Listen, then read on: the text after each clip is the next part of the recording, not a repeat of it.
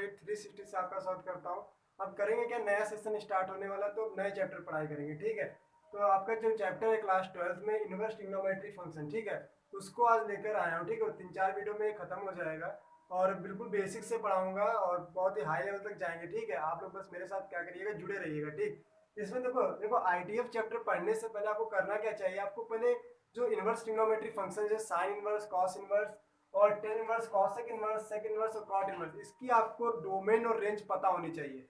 अगर आपको domain range पता नहीं है तो आप पता नहीं कर पाओगे कि वो वैल्यू जो उसकी प्रिंसिपल वैल्यू है कहाँ से कहाँ के बीच तक वो लाई करेगी, ठीक है। तो आपको रेंज और डोमेन पता होना चाहिए। एक बार डोमेन नहीं पता तो काम चल सकता है, लेकिन रेंज पता होनी चाहिए, ठीक है। अगर मान लो किसी ने दे दिया, देखो रेंज की जरूरत क्यों है, देखो मान लो किसी ने दे दिया 7π/6 की वैल्यू निकालो। मानो ऐसे लिखा है, क्वेश्चन क्या लिखा है, कॉस और कॉस इनवर्स 7π/6 लिखा है। क्या लिखा है, कॉस इनवर्स 7π/6 लिखा है। तो अब इसका आंसर अभी जो पढ़ाऊंगा तो बताऊंगा, ये 7π/6 थोड़ी ना आंसर इसका हो जाएगा। इसका आंसर 7π/6 नहीं होगा ना, इसीलिए बता रहा हूं कि आपको रेंज बहुत इंपॉर्टेंट रोल प्ले करेगी। रेंज आपको याद होनी चाहिए। जैसे रेंज क्या है, 0 to पाई है ना, 0 to पाई के बीच में, 0 to पाई के इधर उधर नहीं जा सकते ना, तो यही मैं बोल रहा हूँ, ठीक है। इसीलिए आपको ये सब याद करना पड़ेगा, ठीक। तो रेंज आपको इनवर्स ट्रिग्नोमेट्री फंक्शन जितने भी हैं उनकी रेंज आपको याद करनी है। आपके पास बुक में भी रेंज लिखी होगी, डोमेन और रेंज लिखी होगी, तो आप उसको जरूर पढ़िएगा। जैसे मानो डोमेन, देखो डोमेन वो होता है ना, क्या क्या वैल्यू आप उसमें पुट कर सकते हो। डोमेन वो होता है कि उस फंक्शन में हम क्या क्या वैल्यू डाल देंगे, और रेंज होगा क्या क्या मुझे उसका आउटपुट मिलेगा ना। तो sine inverse x, sine inverse x की जो डोमेन होता है वो -1 से 1 होता है। देखो क्लोज ब्रैकेट लगा है, क्लोज ब्रैकेट का मतलब होता है कि -1 और 1 इंक्लूड है, माइनस और 1 इंक्लूड है, ओके, समझ में आया। देखो जो क्लोज ब्रैकेट होता है,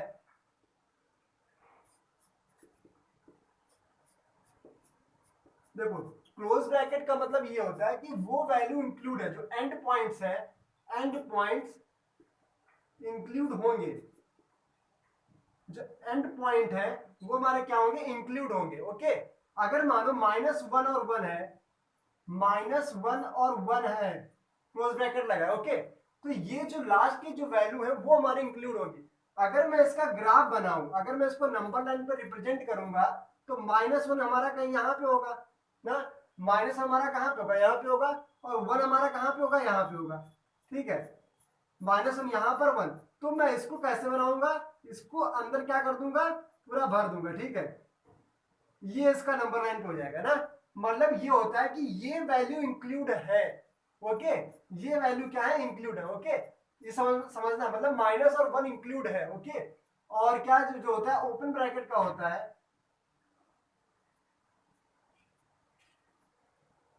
ओपन ब्रैकेट जो है इसका मतलब होता है कि जो एंड पॉइंट्स है, एंड पॉइंट्स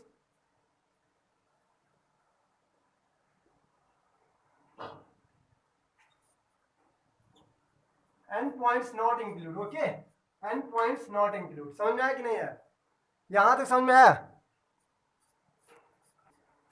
ठीक है। तो end points are not include. अब मानो अगर मैं कोई मेरे से पूछ रहा है 0,1, 0,1 अगर लगा है और इसको ओपन कर दिया, ओके, तो इसका मतलब होता है कि ये जो पॉइंट है ये इंक्लूड नहीं है।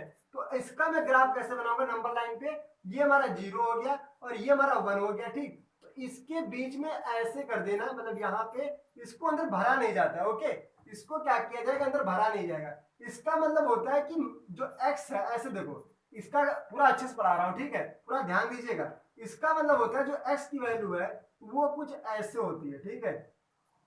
जो x की वैल्यू है ये, इसका मतलब ये होता है जहां पे और इक्वल, देखो ये लाइन खींची है, इसका मतलब होता है कि ये वैल्यू इंक्लूड है। जैसे x है -1 से बड़ा भी और बराबर भी है, और 1 से छोटा और बराबर है ना, तो इसीलिए। और इसका जो ग्राफ होता है वो ऐसे, मतलब अगर डिनोटेशन करोगे तो ये ऐसे लिखोगे, देखो जो x है वो ऐसे लिखोगे, ठीक है।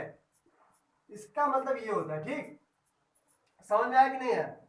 इसका मतलब क्या होता है, ऐसे होता है। तो ओपन और क्लोज ब्रैकेट को ध्यान दीजिएगा, ओपन और क्लोज ब्रैकेट को क्या करना पड़ेगा, आपको ध्यान देना पड़ेगा। अब लोग आते हैं डोमेन और रेंज पे।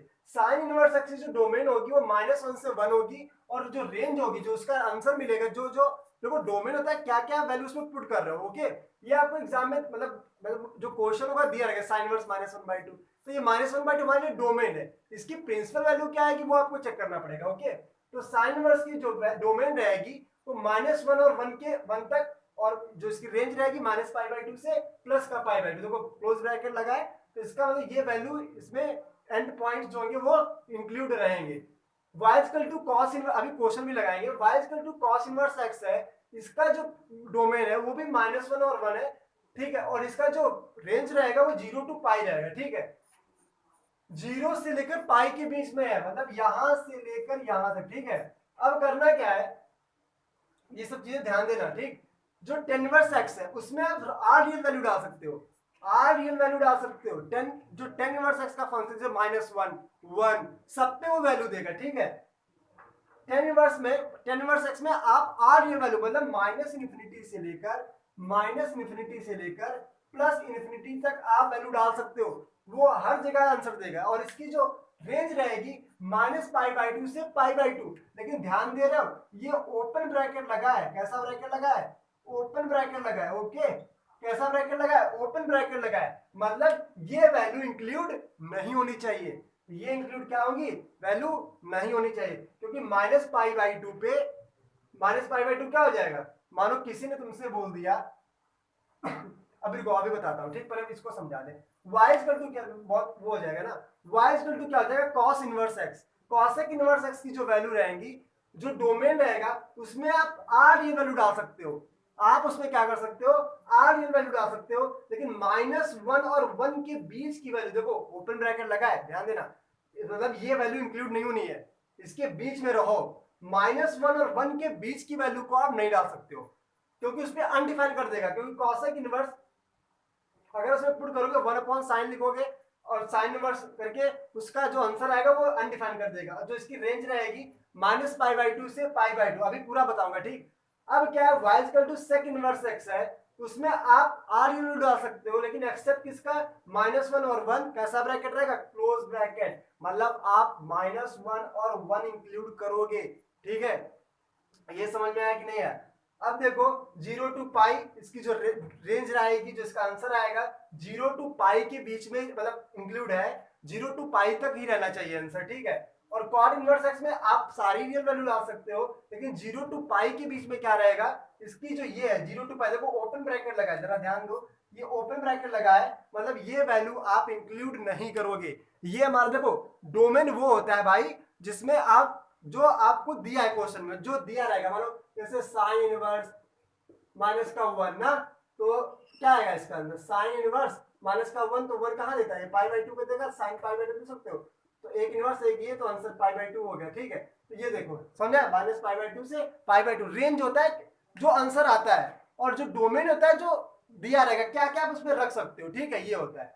अब क्या करेंगे हम लोग, क्या करेंगे, क्वेश्चन लगाएंगे, और इतना देखो आपको समझना पड़ेगा, प्लीज आप रेंज और डोमेन याद रखो, तो क्वेश्चन आपको समझ नहीं आएंगे, इसका स्क्रीनशॉट ले लो, ये आपकी बुक में जरूर होगा, एनसीईआरटी में भी है और कई बुकों में भी है। पहला पेज या दूसरा पेज यही दिया रहता है, डोमेन और रेंज। आपको इनवर्स फंक्शन, जो ट्रिग्नोमेट्री फंक्शंस है, उनको आपको डोमेन और रेंज आपको याद करना पड़ेगा। क्लोज ब्रैकेट भी समझा दिया, क्लोज ब्रैकेट का मतलब होता है एंड पॉइंट इंक्लूड होंगे, ठीक है। और ओपन ब्रैकेट का मतलब होता है जो एंड पॉइंट है वो इंक्लूड नहीं है, उसके बीच में मुझे रहना है, उसको ग्राफ से भी बता दिया, ठीक है। अब आपको क्या करना है, इसको स्क्रीनशॉट ले लो। अब हम लोग क्या करेंगे, क्वेश्चंस लगाएंगे, ठीक है। अब हम लोग क्या समझेंगे कि जो ये cosec इनवर्स x है, देखो यहाँ पे रफ कर लिया, तो मैं समझा सकता हूँ, ठीक है, जगह नहीं थी इसलिए नहीं समझाया। देखो अब क्या करेंगे, cosec इनवर्स x की आप देखो पहले sec इनवर्स से समझते हैं। sec इनवर्स में आप सब कुछ डाल सकते हो, -∞ से sec इनवर्स x में आप -∞ से आगे वैल्यू बोला है, तो -∞ से +∞ आप सब कुछ डाल सकते हो, लेकिन एक्सेप्ट क्या है, -1, मतलब जहां से मानो ये -1 रहा होगा और ये 1 प्लस का रहा होगा, ये इतना आप नहीं डाल सकते हो। -1 देखो क्लोज ब्रैकेट लगा है, तो ये इंक्लूड है, -1 के 1 की सभी वैल्यू, -1 से लेके जितनी यहाँ पे 0 आ गया ना, ये 3 वैल्यू, इसके बीच की वैल्यू भी इंक्लूड करना है, -1 भी इंक्लूड है, क्योंकि क्लोज ब्रैकेट लगा है। तो आप ये वैल्यू नहीं डाल सकते हो, क्योंकि यहाँ पे जो वैल्यू है वो अनडिफाइन कर देगी। देखो कैसे, मानो मैंने 1 डाल दिया, सेक इनवर्स एक्स है, ठीक है, सेक इनवर्स एक्स है। अब इसको क्या करोगे, इसको उल्टा करके मतलब ये लिख सकते हैं कि नहीं लिख सकते, लिख सकते हैं कि नहीं लिख सकते, ठीक है। अब क्या करेंगे, अगर मानो x की जगह मैंने 1 डाल दिया, क्लोज ब्रैकेट है तो इंक्लूड है, ओके, तो 1 अपॉन कॉस इनवर्स x की जगह क्या डाल दिया, 1 डाल दिया कि नहीं डाल दिया, 1 डाला। अब क्या करेंगे, तो इसमें क्या कर सकते हैं, देखो 1 कॉस, कॉस जो होता है 1 कब देता है, देखो जिसका ये फंक्शन होता है ना ट्रिग्नोमेट्री, उसी फंक्शन का यहाँ पे लिखेंगे। हाँ दूसरा तरीका भी है कि आप यहाँ पे साइन लिख दो उसको चेंज कर दो, लेकिन नहीं ये ऐसा नहीं, एक तरीका होना चाहिए, सिस्टमेटिक ऑर्डर होना चाहिए।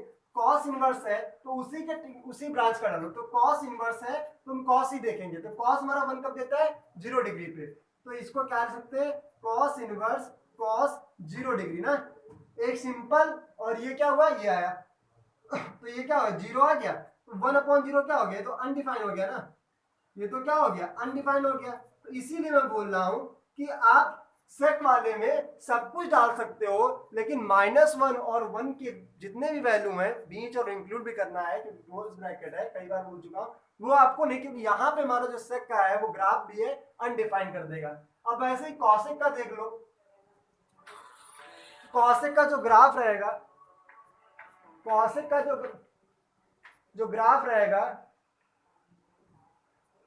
जो कॉसेक का ग्राफ रहेगा, देखो कॉसेक में आप क्या करोगे, कॉसेक में क्या करोगे, जैसे ये है, आप सब कुछ डाल सकते हो, लेकिन आर वैल्यू, हाँ मानता हूं कॉसेक के केस में, यहां पे समझा दूंगा, कॉसेक के केस में आप सब कुछ डाल सकते हो, कॉसेक इनवर्स एक्स में आप सब कुछ -इंफिनिटी से आर वैल्यू लिखा है, मतलब -इंफिनिटी से +इंफिनिटी तक आप सब कुछ डाल सकते हो, लेकिन माइनस और 1 के बीच की वैल्यू देखो, यहां पे भाई कैसा ब्रैकेट है, ये हमारा ओपन ब्रैकेट है, कैसा ब्रैकेट है, ओपन ब्रैकेट है, तो इसका मतलब भाई ये हुआ कि आप इसको नहीं लेना है, इनको नहीं लेना, इनके बीच में रहना है, तो माइनस, मानो एग्जांपल तौर पे -1 और 1 है, ओपन ब्रैकेट लगा है, तो इनके बीच की वैल्यू लेना है, इनको दो पॉइंट को इंक्लूड नहीं करना है, तो इनके बीच में मानो क्या 0 है, माइनस और 1 के बीच में 0 है, अगर मैं 0 ले रहा हूं, साइन इसको क्या लिखो, 1 अपॉन साइन इनवर्स x है, इसको 0 ले लो,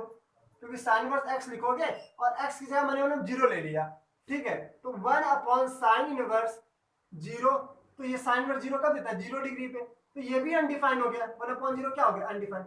अब समझ में आया मैं क्या बोल रहा हूँ, अब समझ में आया मैं क्या बोल रहा हूँ, कॉसेक इनवर्स x और सेक इनवर्स x में आप सब कुछ ले सकते हो, लेकिन माइनस और 1 को इंक्लूड, क्लोज ब्रैकेट लगाए, और इसमें आप -1 को और 1 के बीच के वैल्यू को नहीं ले सकते हो, क्योंकि यहां पर जो हमारा फंक्शन है वो हमारा एक फंक्शन अनडिफाइंड फंक्शन है, ओके, इतना समझ में आया कि नहीं आया, पूरा अच्छे समझाने की कोशिश किया हूं, ठीक है। अब करना क्या है आपको, अब क्वेश्चन हम लोग प्रैक्टिस करेंगे, क्या करेंगे, क्वेश्चन प्रैक्टिस करेंगे। अब मैं इसको रफ करने जा रहा हूं, पूरा समझा दिया है, ठीक। हम क्या करना है, जैसे find the principal value of the sine inverse 1/√2 cos inverse √3/2 tan inverse √3 और cosec इनवर्स 2, ठीक है। देखो प्रिंसिपल वैल्यू, देखो प्रिंसिपल कुछ नहीं होता, सिंपल होता है, प्रिंसिपल वैल्यू का मतलब होता है कि उस ट्रिग्नोमेट्री फंक्शन का क्या सोल्यूशन रहेगा, कि ट्रिग्नोमेट्री, ऐसे सिंपल समझो, देखो समझाने की कोशिश कर रहा हूँ, प्रिंसिपल वैल्यू होता क्या है,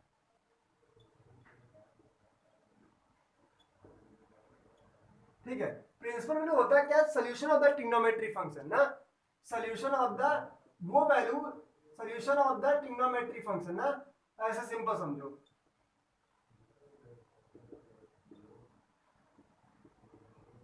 मतलब प्रिंसिपल वैल्यू क्या है, solution of the trigonometry function, मतलब थीटा की वो कौन सी वैल्यू है, थीटा कहां पे लाई करे कि ये उसका सोल्यूशन मिल जाए, ऐसे समझो ना, मतलब थीटा की जो वैल्यू है, जो थीटा की वैल्यू है वो कहां पे हमारी लाई करे तो वो उसका सोल्यूशन कहलाएगा, ठीक है।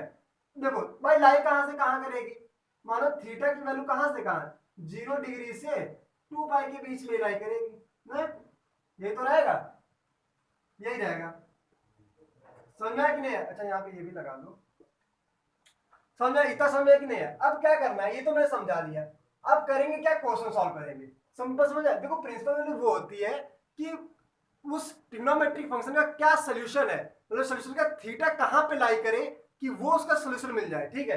ये साइन इनवर्स क्या है, पहला क्वेश्चन सॉल्व कर रहा हूं, ठीक है, साइन इनवर्स क्या 1/√2 है कि नहीं है?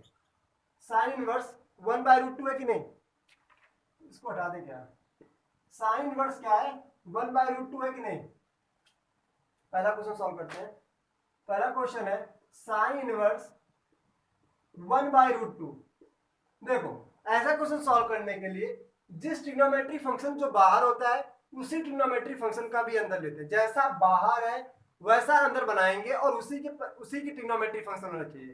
तो ये साइन इनवर्स है, तो साइन हमारा देखो 1/√2 कब देता है, तो 1/√2 हमारा कहां देता है, π/4 पे ना। तो साइन इनवर्स साइन π/4 ये लिख सकते हो कि नहीं? साइन इनवर्स साइन π/4 लिख सकते हो। देखो यही तो है हमारा, ये हमारी डोमेन है ना, ये हमारी क्या है, ये हमारी जो डोमेन है ना, ये हमारी क्या है, वही तो इतनी देर से बोल रहा हूं, ये हमारी क्या है, डोमेन है ना, ये हमारी क्या है, डोमेन है। जो इसका आंसर आएगा वो इसका क्या होगा, देखो साइन इनवर्स और साइन π/4। देखो एक इनवर्स का लिखा होता है, एक सिंपल लिखा होता है, एक प्रॉपर्टी होती है जितने भी ट्रिग्नोमेट्रिक फंक्शंस होते हैं। मान लो tan इनवर्स x लिखा है, tan इनवर्स और tan x, तो answer is x। Okay, sine inverse x, sine inverse और साइन x, ये x कहलाएगा। ठीक है, एक इनवर्स वाला हो उसी के परिवार का, मतलब उसी के ट्रिग्नोमेट्री, साइन इनवर्स साइन ही होना चाहिए, तो आंसर उसका जो सामने जो एंगल होता है वही होता है। ठीक है, तो कॉट इनवर्स है और कॉट अगर लिखा है तो ये x कहलाएगा। ठीक है, वैसे कॉसेक इनवर्स ओके और कॉसेक इनवर्स x है, सॉरी यहाँ से एक हटाना पड़ेगा, ये भी x कहलाएगा। ठीक, वैसे सबका एक इनवर्स का हो और एक सिंपल हो तो आंसर सामने वाला। ठीक है, अब क्या है, देखो एक इनवर्स का है और एक सिंपल लिखा है ना, ये क्या है, सिंपल है। देखो एक इनवर्स का है और एक सिंपल है, तो आंसर क्या आ जाएगा, π/4 ना। ये π/4 आया, तो प्रिंसिपल वैल्यू क्या है इसकी, π/4 आई, प्रिंसिपल वैल्यू क्या आई, π/4 आई। तो ये हमारी क्या है, प्रिंसिपल वैल्यू, प्रिंसिपल वैल्यू क्या है, π/4 है, प्रिंसिपल वैल्यू क्या है, π/4 है। ओके, अब करना है कि ये हमारा क्या है, रेंज आया, क्या आया, ये हमारा क्या आया, रेंज आया। देखो -π/2 से साइन की सही बात भी है भाई, π/4 हमारा आया है, यहाँ पे लिख दूं π/4 आया है, तो ये बिलोंग कर तो रहा है -π/2 से π/2 ना, -π/2 से π/2 बिलोंग कर तो रहा है, सही बात तो है। तो ये हमारा क्या हो गया, इसकी रेंज हो गई, यहाँ पे इसका सोल्यूशन हो गया π/4। देखो इसका दूसरा भी तरीका है करने का। ठीक है, दूसरा तरीका पता है क्या है, जरा इसको, जैसे ये भी तरीका सही है, जैसे मानो कुछ लोग ऐसे भी करते हैं, वो भी समझा दे रहा हूँ। साइन इनवर्स 1/√2 है, ठीक है, इसको क्या कर लो, थीटा के बराबर लेट कर लो, लेट कर लो, क्या कर लो, जो आपका मन करे वो भी सही है और ये भी सही है। ठीक, इसको थीटा के बराबर लेट कर लिया तो क्या हो जाएगा, 1/√2 इसका टू क्या, साइन थीटा हो जाएगा, 1/√2 इसका टू साइन थीटा। देखो एक तरीका होता है, इसको डायरेक्ट ऐसे नहीं लिख सकते हो कि साइन इनवर्स इधर आया साइन थीटा, गलत बात है। इसको लिखा जाता है एक लाइन कि multiply both side by sine theta, तो इधर साइन थीटा, तो साइन थीटा साइन इनवर्स 1/√2, तो सामने वाला इधर साइन थीटा हो जाएगा। ठीक है, multiply both the side sine theta. ठीक है, अब 1/√2 कहाँ देता है, ये 1/√2 क्या लिख सकते हो, साइन π/4 लिख सकते हो ना, और ये हमारा साइन थीटा हो गया, समझ में आया। तो थीटा की वैल्यू कितनी आ गई, π/4 नहीं आ गई, ये देखो, तो थीटा की वैल्यू क्या आ गई, π/4, जो आपका मन है। यहाँ भी थीटा की वैल्यू क्या आ गई, π/4, और ये भी थीटा की भाई, और सही बात भी है। ये हमारा क्या कहलाएगा भाई, ये हमारा क्या कहलाएगा, ये हमारा रेंज कहलाएगा। और जो दिया रहता है, जो अंदर डब्बे में जो आप डाल सकते हो, वो हमारा क्या कहलाता है, डोमेन। यहां भी समझा दिया। ठीक है, ये हमारा क्या कहलाएगा, डोमेन कहलाएगा, समझ में आया। अब क्या किया, देखो रेंज लाई कर तो रही है किसके बीच में, -π/2 में π/2। अगर लाई ना करता तो हम क्या करते हैं, इसका कुछ सही से इलाज करते हैं। ठीक है, लेकिन लाई कर रही तो हमारा इसकी प्रिंसिपल वैल्यू जो है वो π/4 है। ठीक है, वैसे हम क्या करेंगे, एक सेकंड क्वेश्चन करेंगे। सेकंड क्वेश्चन क्या है, ये भी बहुत इजी है। सेकंड क्वेश्चन क्या है, कॉस इनवर्स √3/2। सेकंड क्वेश्चन क्या है, कॉस इनवर्स √3/2। बहुत सिंपल है, देखो इस ऑर्डर से करते हैं, उससे भी हो जाएगा, इससे भी, आपको जो समझ में आ रहा है एग्जाम में उससे समझो। ठीक है, इसको क्या करोगे, लेकिन एक देखा जाए ना, सिस्टमेटिक ऑर्डर यही अच्छा है। ठीक है, तो लेट क्या कर लोगे, कॉस इनवर्स √3/2 को थीटा लेट कर लोगे, ठीक है, तो इधर आ जाएगा, मल्टीप्लाई बोथ साइड लिखोगे एक लाइन बीच में, तो √3/2 इक्वल टू क्या हो जाएगा, cos थीटा हो जाएगा। और ये क्या लिखा है, cos √3/2 कहाँ देता है, π/6 पे ना, 30 डिग्री पे, तो ये हो जाएगा cos π/6 equal to cos theta. तो थीटा की वैल्यू क्या आ जाएगी, π/6 आ जाएगी, थीटा की वैल्यू क्या आ जाएगी, ओके, थीटा की वैल्यू क्या आ जाएगी, π/6। तो हमारा देखो रेंज है ये हमारी जो होती है वो रेंज होती है, और ये जो दिया रखा होता है वो डोमेन होता है ना, इसमें भी समझा दिया, ठीक है, समझा। अब देखो सही बात भी है, थीटा इसकी प्रिंसिपल वैल्यू आ गई, थीटा इक्वल टू π/6 है, और सही भी देखो बिलोंग कहाँ कर रहा है, 0 to π तो बिलोंग कर रहा है, समझा कि नहीं है, 0 to π तो इसकी रेंज थी, समझा। अब क्या करें, अब देखो ये वाला तो आप लोग कर ही लोगे, tan इनवर्स √3 वाला भी कर लोगे, और हम लोग क्या करेंगे, थोड़ा ट्रिकी क्वेश्चन करते हैं ना, दिमाग वाले, ठीक है, ये भी बहुत देखो बिल्कुल बेसिक से चल रहा हूँ, आप लोगों को समझ में आना चाहिए। ये वाला भी कर लोगे, tan इनवर्स √3 60 डिग्री π/3 हो गया, और ये क्या हो जाएगा, cos इनवर्स 2 कहाँ देता है, π/6 पे देता है, ठीक है।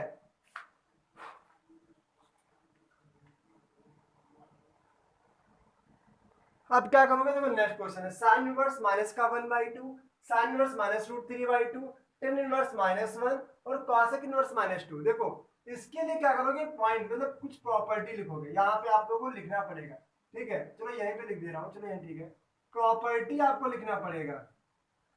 प्रॉपर्टी नंबर 1 है, देखो ध्यान देना बहुत अच्छे से, क्योंकि अब यहाँ से 0 पर ऊपर उठोगे, साइन इनवर्स माइनस का अगर x लिखा है, साइन इनवर्स आपका अगर अंदर एंगल माइनस में एक्स, मतलब डोमेन जो है माइनस एक्स में है, माइनस में है, तो आप ये ना माइनस साइन क्या कर सकते हो, बाहर लिख सकते हो, तो आप सिंपल ऐसे लिख दोगे, माइनस का साइन इनवर्स एक्स, ओके। अब क्या करोगे, अगर मानो इसको ऐसे लिख दिया, tan इनवर्स एक्स, टेन का माइनस में लिखा है, ठीक है, टेन का अगर आपका माइनस में लिखा है, तो इसमें भी आप माइनस साइन बाहर ले लो और सॉल्व कर दो, ओके। ये समझ में आ रहा है कि नहीं आ रहा है। अब क्या करना है, कॉसेक का अगर आपका माइनस में आया, कॉसेक इनवर्स माइनस का एक्स आया, इसमें भी आप माइनस साइन बाहर ले लोगे और कॉसेक इनवर्स एक्स लिख दोगे।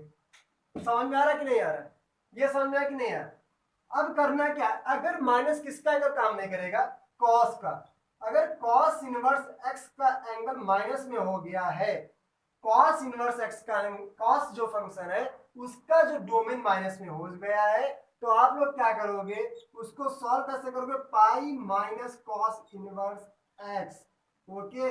ये ध्यान देना, अभी जो क्वेश्चन लगाऊंगा पूरा इसमें बताऊंगा कैसे ही आया, ठीक है। और क्या है, सेक का जो सेक ना, सेक का एंगल अगर माइनस एक्स में हो गया, तो उसको भी आप पाई से माइनस कराओगे, pi minus sec inverse x. इतना बात समझ में आया कि नहीं है, यहां तक समझ में आया कि नहीं है, इतना समझ में आया। अच्छा एक कोई बच रहा है ना, हाँ, कॉट, कॉट बच रहा है, देखो कॉट इनवर्स, अगर कॉट बी का एंगल माइनस में आया, तो आप उसको pi minus cot inverse x लिखोगे। देखो कहने की बात ये है, नॉर्मल बात ध्यान दो, नोट डाल के पॉइंट लिख सकते हो, नोट डाल के पॉइंट लिख सकते हो कि कॉस इनवर्स, कॉस इनवर्स का एंगल माइनस में ना, कॉस इनवर्स एक्स का एंगल माइनस में, कॉस इनवर्स एक्स का एंगल माइनस में, और सेक इनवर्स एक्स का एंगल माइनस में, और किसका, कॉट इनवर्स एक्स का एंगल अगर माइनस में आया, तो आप पाई से उसको माइनस कराओगे, पाई से उसको क्या कराओगे, माइनस कराओगे। समझ आया कि नहीं यार, पाई से उसको क्या करेंगे, माइनस कराएंगे, ये आपको ध्यान रखना है। मतलब एक नॉर्मल भी कर सकते हो, जो आंसर आ रहा है उसको पाई से क्या कर दो, माइनस कर दो, या फिर एक आईएनटी यूज कर लो, cos इनवर्स एक्स है माइनस में आया, और सेक इसको क्या करो, pi minus cos inverse x लिख दो। समझ में आया कि नहीं आया। जैसे एक क्वेश्चन कराते हैं, चलो इसी में एक क्वेश्चन कर लो, मानो क्वेश्चन है कि cos इनवर्स, क्वेश्चन है cos इनवर्स माइनस का 1/2 लिखा है, cos इनवर्स माइनस का 1/2 लिखा है, तो इसको कैसे सॉल्व करोगे। देखो मैंने बोला कि भैया पाई, अगर cos इनवर्स का एंगल माइनस में आ गया, तो इसको क्या लिखोगे, pi minus cos inverse x करोगे, ठीक है, तो लिख दो, क्या लिख दो, पाई माइनस cos इनवर्स, तो pi minus cos inverse x क्या 1/2, देखो जैसे आप ऐसा करोगे, -1/2 अगर है, माइनस का एंगल है, तो आप पाई लगा के माइनस कर, देखो साइन यहाँ से हट जाएगा, माइनस साइन यहाँ से हट जाएगा। तो ये समझे, ध्यान दो, पाई माइनस, अब इसको सॉल्व कर लो। इसको क्या, मैं डायरेक्ट कर रहा हूँ, ठीक है, इसको थीटा करके लेट करोगे, चलो यहीं से कर लो। इसको क्या करोगे, इसको क्या करो, थीटा लेट कर लो। तो कॉस इनवर्स एक्स को, सॉरी कॉस इनवर्स 1/2 को हम क्या करेंगे, थीटा लेट कर लेंगे। थीटा लेट कर लेंगे कि नहीं लेट कर लेंगे, तो कॉस थीटा हो जाएगा, कॉस थीटा इजकल टू 1/2, समझा है, sorry cos theta equal to 1/2। अब ये 1/2 कहा देता है 60 डिग्री पे, तो मैं डायरेक्ट लिख रहा हूँ पाई माइनस पाई बाई 3। ये कैसे समझा है, क्योंकि इसको इधर लाओगे तो क्या हो जाएगा, इसको 1/2 को क्या लिख सकते हो, कॉस पाई बाई 3 लिख सकते हो, क्योंकि 60 डिग्री 1/2 कहा देता है 60 डिग्री, और 60 डिग्री का मतलब क्या था, पाई बाई, जो ऐसे ये भी देखो कैसे चेंज किया जाता है।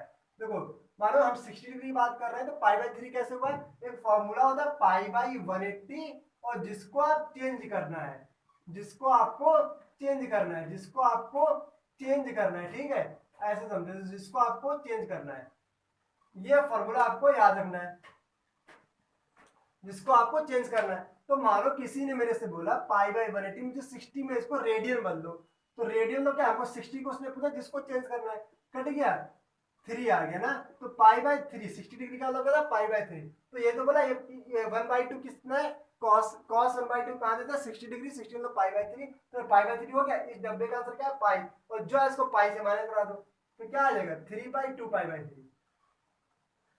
और सही बात है, तो इसकी प्रिंसिपल वैल्यू क्या आएगी, theta equal to 2 pi by 3 इसका प्रिंसिपल वैल्यू आएगा। और सही भी है, बिलोंग भी कर रहा है 0 टू पाई ना, समझ में आ कि नहीं है, 0 टू पाई क्या कर रहा है, इसकी वैल्यू बिलोंग के कितना लिखा है 120 है, तो लिखा है ये कितना है, हाँ 120 लिखा है।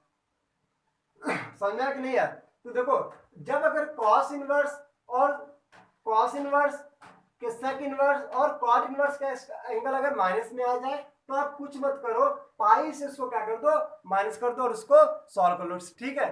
समझ में आया, आज प्रिंसिपल वैल्यू हम लोगों ने क्या कर लिया है, प्रिंसिपल वैल्यू अच्छे से कंप्लीट कर लिया, ठीक है। एक दो और कर लेते हैं क्वेश्चन, ठीक।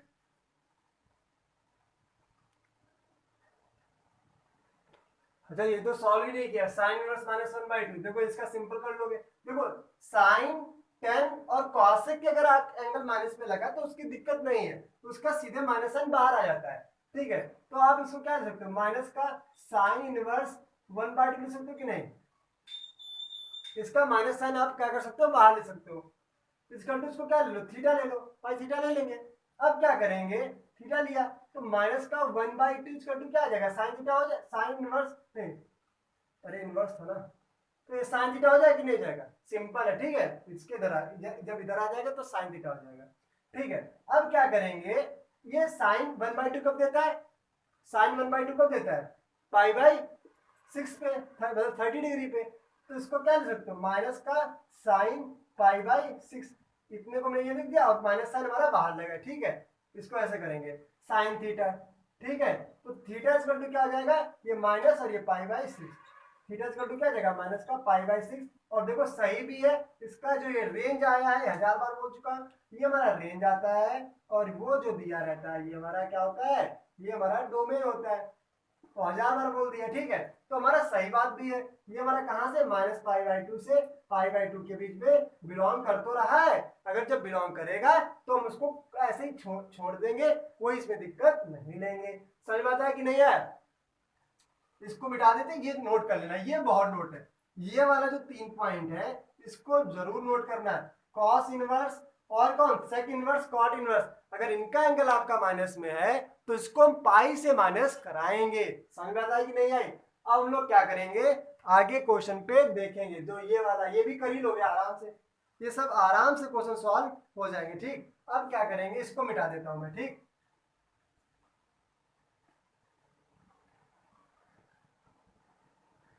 ठीक, अब क्वेश्चन क्या है, साइन इनवर्स, हाँ साइन इनवर्स माइनस का √3/2 है, ठीक है, साइन इनवर्स माइनस का √3/2 है, ठीक। इसका बोला कि देखो साइन इनवर्स एक्स का एंगल अगर माइनस में तो आप बाहर आ जाएगा, इसको लेट कर लो थीटा, ऐसे सॉल्व करो जो प्रिंसिपल वैल्यू का है, तो ये साइन थीटा हो जाएगा, माइनस का √3/2 इक्वल टू क्या, साइन थीटा, समझा?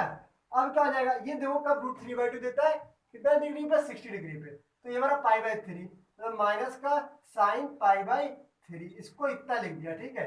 ये देखो, ठीक है, माइनस का sine π/3 equal to sine theta, तो थीटा की वैल्यू कितनी आ गई, माइनस का π/3, और सही बात भी है, ये हमारा बिलोंग कर रहा है माइनस π/2 से पाई प्लस के π/2 के बीच में बिलोंग कर रहा है, तो भाई रेंज सही आई है। अगर आपके रेंज के अंदर ऐसा आ रहा है, मतलब आप उसकी लिमिट में हो, उसकी रेंज में हो, तो आप सही वैल्यू बोलोगे। अगर इससे ज्यादा हो जाएगी तो उसके क्वेश्चन भी हम लोग सॉल्व करेंगे, ठीक है। और ये हमारा जो होता है वो हमारा डोमेन होता है, समझ में? इसको मैंने सॉल्व कराने की आपको पूरी कोशिश की है, ठीक है। समझ में आया कि नहीं है? अब ये भी कर लो, ये क्या हो जाएगा, इसका डायरेक्ट दिख रहा है, माइनस बाहर लोगे, 10/π/4 दे तो माइनस का π/4 आंसर हो जाएगा, ठीक। आज सिंपल पढ़ाई की है, ठीक है, हम लोग आज सिंपल पढ़ाई की है, ठीक।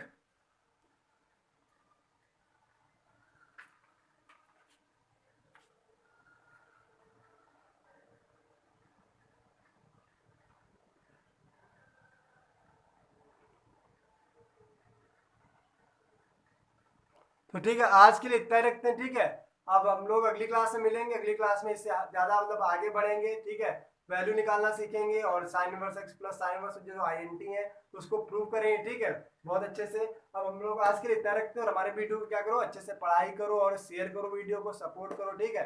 और अब करना क्या, आप लोगों को इसको जरा ध्यान देना, ठीक है। और करना है क्या, डोमेन और रेंज जरूर पढ़ना है। डोमेन और रेंज अगर आपको नहीं याद है तो आपको आईटीएफ नहीं समझ में आएगा, ठीक है। क्योंकि अभी तो कोई इजी क्वेश्चन है, तो देखो रेंज रेंज कितना मायने रख रहा है, देख रहे हो।